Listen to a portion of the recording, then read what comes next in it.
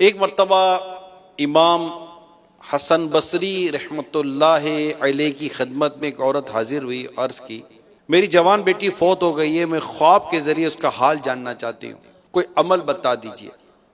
امام حسن بصری نے اسے عمل بتا دیا۔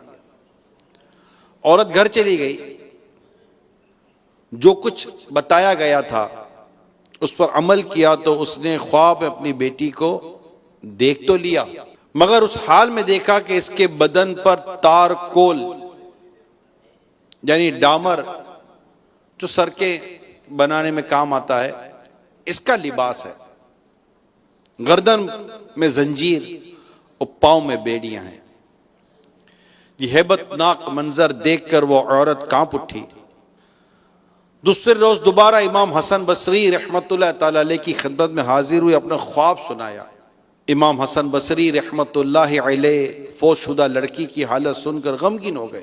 کچھ عرصے کے بعد سیدنا امام حسن بصری رحمت اللہ تعالی علیہ نے خواب میں ایک لڑکی کو دیکھا جو جنت میں ایک تخت پر اپنے سر پر تاج سجائے بیٹھی ہے۔ آپ کو دیکھ کر وہ کہنے لگی میں اسی خاتون کی بیٹی ہوں جس نے آپ کو میری حالت بتائی تھی۔ امام حسن بصری علیہ رحمہ نے فرمایا اس نے تو تمہیں عذاب میں دیکھا تھا، یہ انقلاب کس طرح آیا؟